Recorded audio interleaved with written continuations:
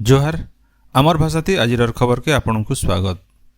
प्रधानमंत्री आवास योजना ग्रामीण हिताधिकारी मानकु चिन्हट करबार लगी फेर घाए नुआ करी सर्वे करबार के विधानसभा स्टैंडिंग कमिटी सुपारिश करिछे।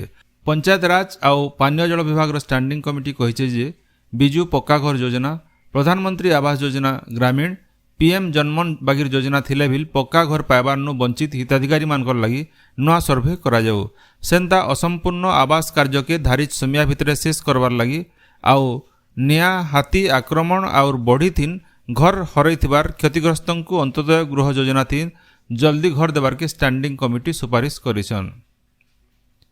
मुख्यमंत्री मोहन चरण माझी चड़क मारबार लोकर मृत्यु घटना थी गहिर दुख प्रकाश करबार सहित फी मृतकंकर परिवार पिछा 4 लाख टंका सहायता घोषणा करिछन।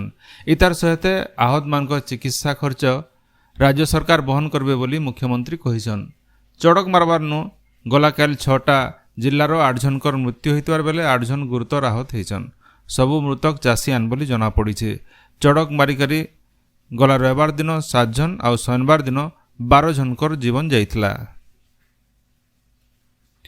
झारसुगुड़ा जिल्लार इब नदी उपरे नुआ पुल बनावार प्रस्ताव के केंद्र सड़क परिवहन और राजपथ मंत्रालय अनुमोदन करबार सहित एथिर लगी 55 कोटी 43 लाख टंका मंजूर करिछन। ई प्रकल्प लगी राजस्व और विपर्यय परिचालना मंत्री सुरेश पुजारी आगुरु चिठी लिखिथिले। पुल बनावार काम जेते जल्दी हेबा मूल करबार के राजस्व मंत्री श्री पुजारी राजपथ अधिकारी मानकु कहिछन। राज्य खूब जल्दी 16,000 शिक्षकों को नियुक्ति दिया बोली विद्यालय और गणशिक्षा मंत्री नित्यानंद गंड कहिछन। इटा हेले शिक्षक पदवी लगी रहितवार असंतोष दूर हेबा। सेंता अनुसूचित जाति और जनजाति उन्नयन विभाग भिन्न भिन्न विद्यालय खाली थिबार 2400 शिक्षक पद भी पूरण हेबा। इथिर लगी नियुक्ति प्रक्रिया मूल होइछे बोली मंत्री श्री गंड कहिछन। राज्य अनुसूचित जाति और अनुसूचित जनजाति उन्नयन विभाग तरफु परिचालित 1600टा प्राथमिक स्कूल नुआ हॉस्टेल तैयार करा जिबा। फी हॉस्टेल बनावार थी 2 कोटी टंका खर्च हेबा। पहला खेपे 301टा हॉस्टेल के उन्नत करवार लगी कार्यादेश दिया जाइछे। चलती आर्थिक बछरे नुआ 500टा प्राथमिक स्कूल हॉस्टेल तैयार करा जिबा बोली विभागीय मंत्री नित्यानंद गंड कहिछन। राज्य 13 प्रकार विशेष करी अनुसूचित जनजाति समुदाय लोक माने राज्यर 1679टा गान रहुछन। ई गाँ मान को मुख्यमंत्री जनजाति जीविका मिशन और प्रधानमंत्री जनजाति न्याय महा अभियान थी सामिल करा जिबा बोली से कहिछन। राज्य सरकार 18 जन भारतीय प्रशासनिक सेवा आईएएस अधिकारी अदल बदल करिछन। साधारण प्रशासन विभाग विज्ञप्ति अनुसार वरिष्ठ आईएएस अधिकारी सत्यव्रत साहू को गृह विभाग अतिरिक्त मुख्य शासन सचिव एसीएस दायित्व दिया जाइछे।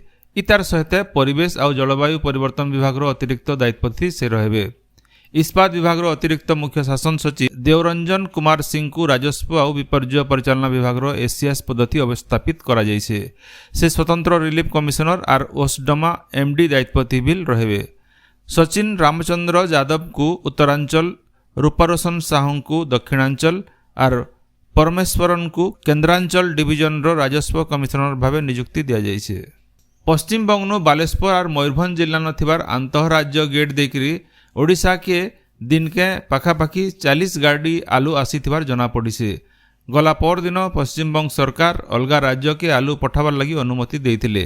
आलू आसबार उतरू होलसेल गुदाम आलू केजी को 21 नु 25 टंका रहिছে। आस्थानु आलूर दाम कम्बा बोली कहा जाउछे। राज्य एतकर युक्त 3 और बीटेक छात्र छात्री माने दक्षता विकास तालीम पाई पारबे। उच्च शिक्षा विभाग सहयोग थी दक्षता विकास और वैषयिक शिक्षा विभाग ई कार्यक्रम परिचालना करबे। हेतिर लगी दक्षता विकास और वैषयिक विभाग और कोर्सेरार सहभागिता थी शिल्प दक्षता विकास और वैषयिक शिक्षा मंत्री संपत चंद्र स्वाई डिजिटल स्किलिंग शुभारंभ करिछन। ई अवसर मंत्री श्री स्वाई कहिछन जे ई कार्यक्रम थी सारा राज्यर उच्च शिक्षानुष्ठान आईटीआई और पॉलिटेक्निक छात्र छात्री मानकु मोट लाखे कोर्सेरा लाइसेंस दिया जिबा। कौशल शिक्षा सेमानकु भिन्न भिन्न शिल्प थी नियुक्ति लगी प्रस्तुत करि पारबा बोली मंत्री श्री स्वाई कहिछन। कृषि क्षेत्र डिजिटल सर्वेक्षण नीति अपनावार थी देशे ओडिशा पहला राज्य है बोली कृषि और कृषक सशक्तिकरण विभाग दायित्व देथिबार उपमुख्यमंत्री कनक वर्धन सिंहदेव कहिछन। भुवनेश्वर OU18 रिसर्च प्लॉट थी ଇ ଚାଷ ଆପ୍ ଆର୍ ପୋର୍ଟାଲର ଶୁଭାରମ୍ଭ କରି ମୁଖ୍ୟମନ୍ତ୍ରୀ ଶ୍ରୀ ସିଂଦେଓ କହିଛନ୍ତି ଯେ ସାରା ରାଜ୍ୟରେ ଡିଜିଟାଲ ଫସଲ ସର୍ବେକ୍ଷଣ ସମୃଦ୍ଧ କୃଷକ ନୀତିକେ ତହକ ଦେବାର ସାଙ୍ଗେ ଦୁର୍ଗମ ଆର୍ ଅପହଞ୍ଚ ଇଲାକାତି ହେଉଥିବାର ଫସଲର ସଠିକ୍ ତଥ୍ୟ ଦେବା। ସେ ତଥ୍ୟ ଆବା ସମିୟାଥି କୃଷି କ୍ଷେତ୍ରନୁ ବର୍କସ ନୀତି ତିଆରବାରଥି ସାହାଯ୍ୟ କରବା ଆର୍ ତାର ସାଙ୍ଗେ ରାଜ୍ୟରେ ପ୍ରଯୁକ୍ତି ଭିତ୍ତିକ କୃଷି ସେବାକେ ତ୍ୱରାନ୍ୱିତ କରବା। ଇ ଚାଷ ଆପ୍ ପୋର୍ଟାଲ ଜରିଏ ପାଖାପାଖି 48 ଲାখ ଚାଷୀ ଉପକୃତ ହେବେ ବୋଲି ଶ୍ରୀ ସିଂଦେଓ କହିଛନ୍। ଇନୁ ଜଣାଇ ଦିଆଯାଇପାରେ ଯେ 2023 ମସିହାଥି ରାଜ୍ୟର ଦେବଗଡ଼, ନୂଆପଡ଼ା, ନୟାଗଡ଼ ଆର୍ ଭଦ୍ରକ ଜିଲ୍ଲାନ ପାଇଲଟ ପ୍ରୋଜେକ୍ଟ ହିସାବେ ଡିଜିଟାଲ ସର୍ବେକ୍ଷଣ କରାଯାଇଥିଲା। ରାଜ୍ୟ କଂଗ୍ରେସ ଷ୍ଟିଅରିଂ କମିଟିର ପହିଲା ବୈଠକ ଆଜି ହେବା ବୋଲି ଦଳ ତରଫୁ କୁହାଯାଇଛି।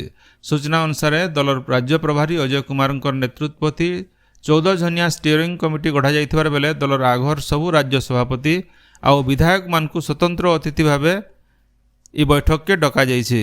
କଟକର ଆଘର ବିଧାୟକ ମହମ୍ମଦ ମୁକିମଙ୍କୁ ଷ୍ଟିଅରିଂ କମିଟି ବୈଠକର ସଂଯୋଜକ ଭାର ଦିଆଯାଇଛି।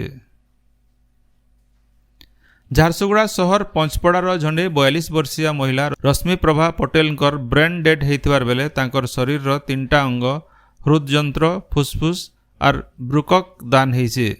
ଝାରସୁଗୁଡ଼ା ଶ୍ମଶାନ ଗଲାକାଲ ଏସ୍ପି ସ୍ମିଥ ପରମାରଙ୍କର ଉପସ୍ଥିତି ରାଷ୍ଟ୍ରୀୟ ମର୍ଯ୍ୟାଦା ସାଙ୍ଗେ ରଶ୍ମିପ୍ରଭାଙ୍କର ଶବଦାହ କରାଯାଇଥିଲା। ବୌଦ୍ଧ ଜିଲ୍ଲାପାଳ ସୁବ୍ରତ କୁମାର ପଣ୍ଡା ବୌଦ୍ଧନ 300 ଶଯ୍ୟାର ଡାକ୍ତରଖାନା କୁଠା ତିଆର କାମର ସମୀକ୍ଷା କରିଛନ୍। ଜିଲ୍ଲାପାଳ ତିଆର ହେଇଥିବାର କୁଠା ବୁଲି ଦେଖବାର ସାଙ୍ଗେ ଜଲ୍ଦି କାମ ସାରବାରକେ ନିର୍ଦ୍ଦେଶ ଦେଇଛନ୍।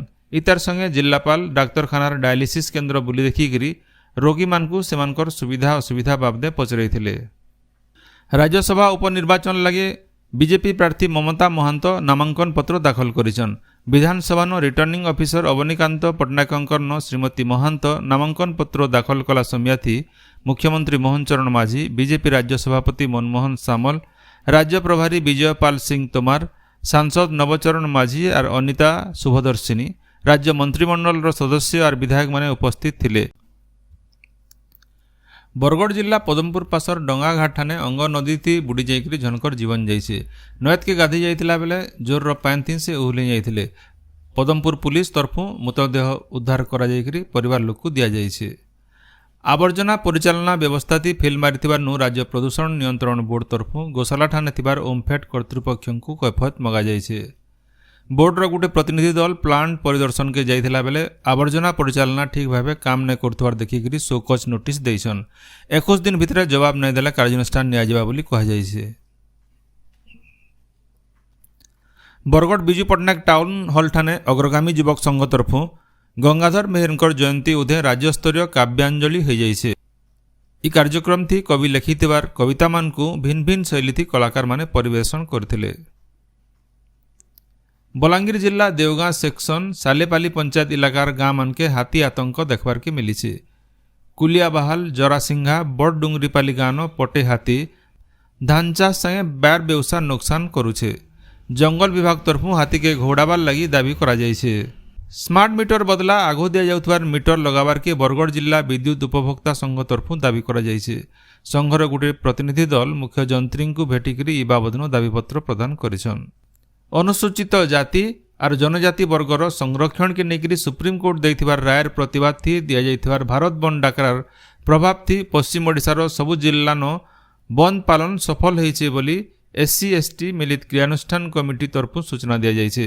ଗଲାକାଲ ବନ୍ଦ ଡାକରାର ପ୍ରଭାବ ଥି ବରଗଡ଼, ବଲାଙ୍ଗୀର, ଝାରସୁଗୁଡ଼ା, ସମ୍ବଲପୁର, ସୋନପୁର, ବୌଦ୍ଧ, କଳାହାଣ୍ଡି, ନୂଆପଡ଼ା, ସୁନ୍ଦରଗଡ଼ ଆର୍ ଦେବଗଡ଼ ଜିଲ୍ଲାନ ଦୋକାନ ବଜାର ବନ୍ଦ ରହିବାର ସାଙ୍ଗେ ସରକାରୀ ବେସରକାରୀ office, school, college, bank, post office ଆର୍ ଗାଡ଼ି ମଟର ଚଳାଚଳ ବନ୍ଦ ରହିଥିଲା। ରାଜ୍ୟର ଭିନ୍ନ ଭିନ୍ନ ଇଲାକାନ ମେଘୁଆ ପାଗ ସହିତ କେତେଟା ଜାଗାନ ବିଜୁଳି ଘଡ଼ଘଡ଼ି ସହିତ ବର୍ଷା ଲାଗି ରହିଛି। ପଶ୍ଚିମ ଓଡ଼ିଶାର ସମ୍ବଲପୁର, ବରଗଡ଼, ଦେବଗଡ଼, ଝାରସୁଗୁଡ଼ା ଆର୍ ସୁନ୍ଦରଗଡ଼ ସହିତ ରାଜ୍ୟର 14ଟା ଜିଲ୍ଲାର ଗୋଟେ ଯୋଡ଼େ ଜାଗାନ ଆଜ ଘଡ଼ଘଡ଼ି ସାଙ୍ଗେ ସାମାନ୍ୟରୁ ମଧ୍ୟମ ଧରଣ ବର୍ଷା ହୋଇପାରେ ବୋଲିକିରି ଭୁବନେଶ୍ୱର ଆଞ୍ଚଳିକ ପାଣିପାଗ ବିଜ୍ଞାନ କେନ୍ଦ୍ର ତରଫୁ ସତର୍କ କରାଯାଇଛି।